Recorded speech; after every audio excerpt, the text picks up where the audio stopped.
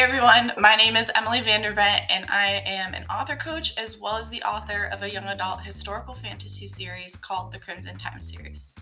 Today I'm going to talk you guys through how to actually use pins within the Pinterest platform. So there are a few different elements that make up a pin on Pinterest, but the two main elements are the visual and the link. And so the visual is there to kind of draw the attention of the reader and provide a little bit of information as to what the reader is going to be directed to.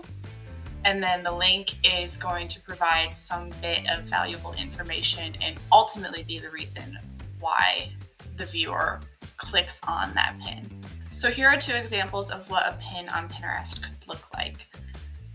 These can take a variety of different forms, but these are some good examples because they have some of the different elements that you should be aware of as you're making a visual graphic for a pin.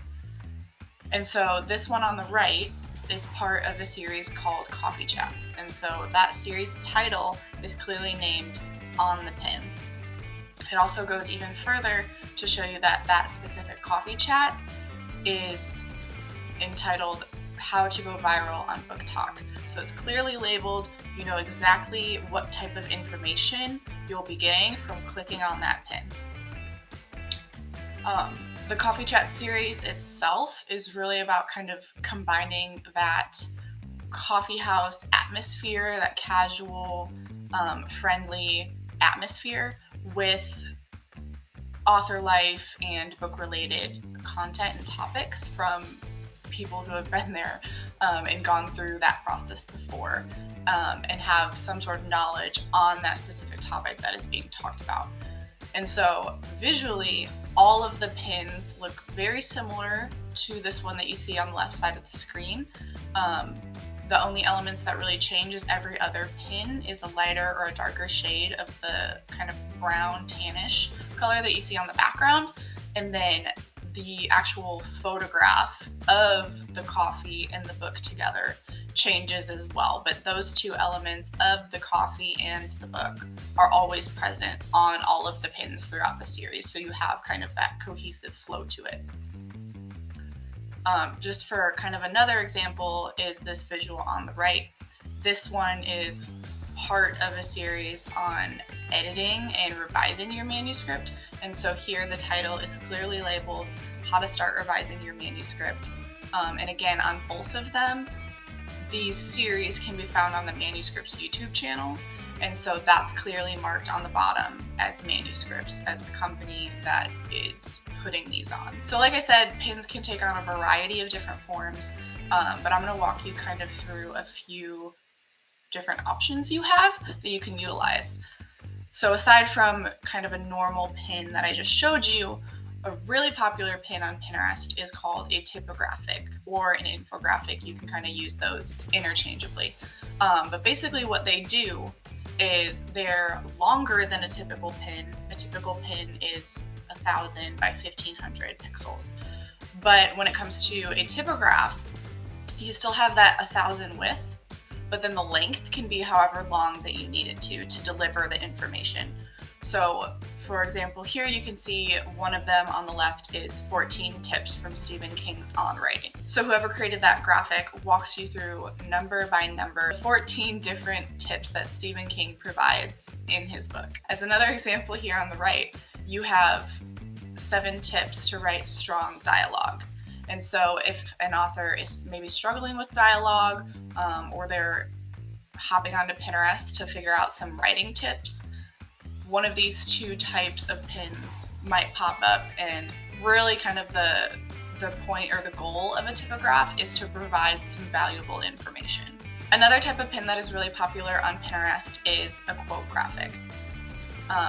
These can also kind of take on a few different forms, but one is sort of just the straight up quote graphic from your book or a book that you enjoy that is maybe related in some way to the elements or the themes or the genres that you tackle within your individual book. And so for example here, I have a quote from my book Fractured Past. And so there's the quote itself, Really simple. And then so people know what the book is that quote is being pulled from, I have the title, Fractured Past, right there on the bottom of the graphic. Kind of another way you can do this is a review quote. And so this is shown in the graphic on the right. So I just took a review that a reader had left me. I put it on a graphic through some fun little borders on the side, and then I put who had actually given that review as well. And so people can kind of get a sense of what other readers are starting to say about the book. So we talked about visuals. Now let's talk about links. Kind of self-explanatory, but when you click on a pin, that pin, if it is linked to something, will direct you to another page. That's kind of the whole purpose of a pin. So if someone is hopping on Pinterest to look up like a recipe for lemon cupcakes, if the pin is made correctly, there'll be that graphic of lemon cupcakes and it'll say like 5-minute lemon cupcakes or something like that. They'll click on it and it will direct them to that recipe. So that's kind of the flow of that process. And so as an author, one of the really great things that you can link to is your Amazon book link, or Barnes and Noble's, your website, whatever platform you would like to direct viewers to actually learn a little bit more about your book or go ahead and purchase it. You could also link to any sales that you have going on with your book. Maybe you want to grow your newsletter list, and you provide a free extra chapter or different point of view chapter, some sort of bonus content. You can link to that, and in order to receive that, people have to sign up to your email list. You can do lots of different creative things like that. Any articles or publications that either you have done yourself or you've been featured in are really great to link to. Podcast interviews are really great to link to. Kind of like I said earlier, you can link to your website or your blog if that's a separate kind of platform from your actual website instead of being directly on it. You can also have something that links to each of the individual pages on your website. So people going from Pinterest to your website have a little bit more of a direct route to whatever type of information they're hoping to learn on your website. Book reviews are also really, really great to link to. These can be on different platforms from YouTube to Book Sirens to Goodreads, Amazon.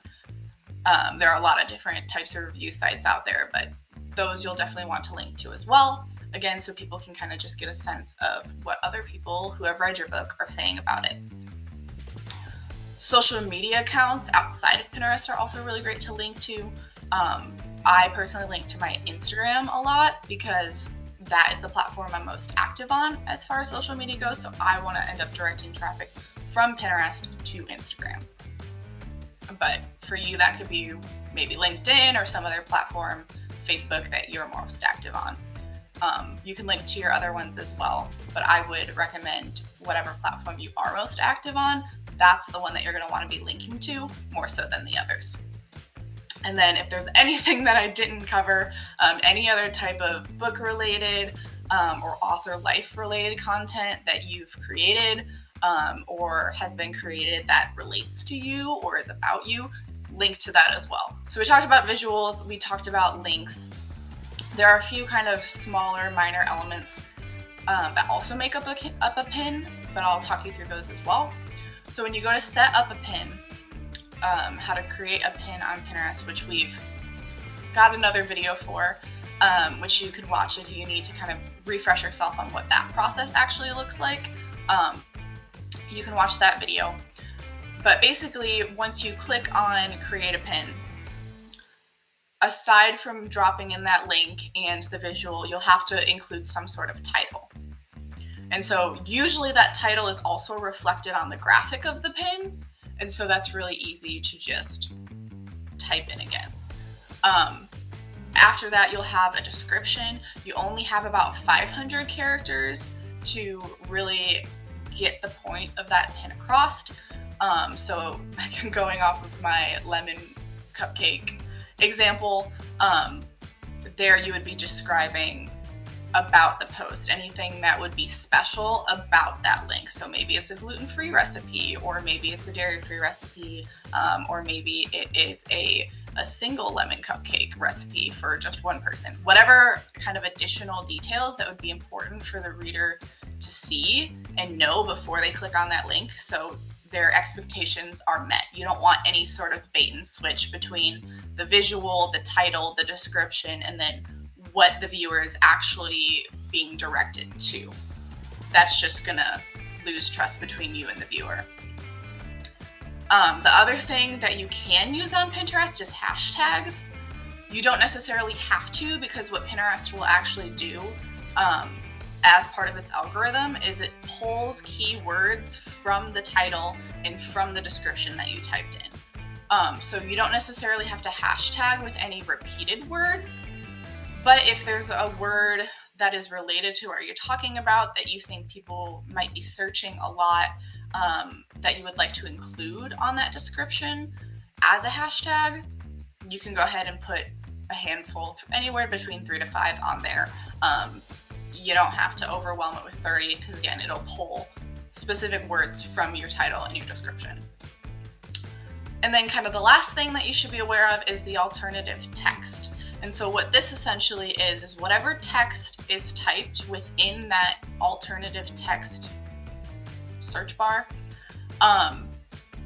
basically it will read it out loud to anyone who clicks on it. So usually this is anyone who is hearing impaired. And so it just makes that description a little bit more accessible to them.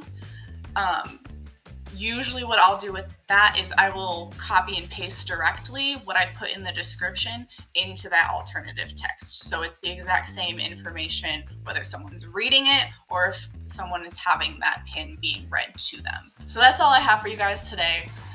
If you found this helpful, go ahead and give us a thumbs up. And as always, if you have any questions, or if there is anything kind of author life or writing related that you have questions about, go ahead and drop those as well in the comments, and we will do our best to answer those, or maybe give you some more videos on them.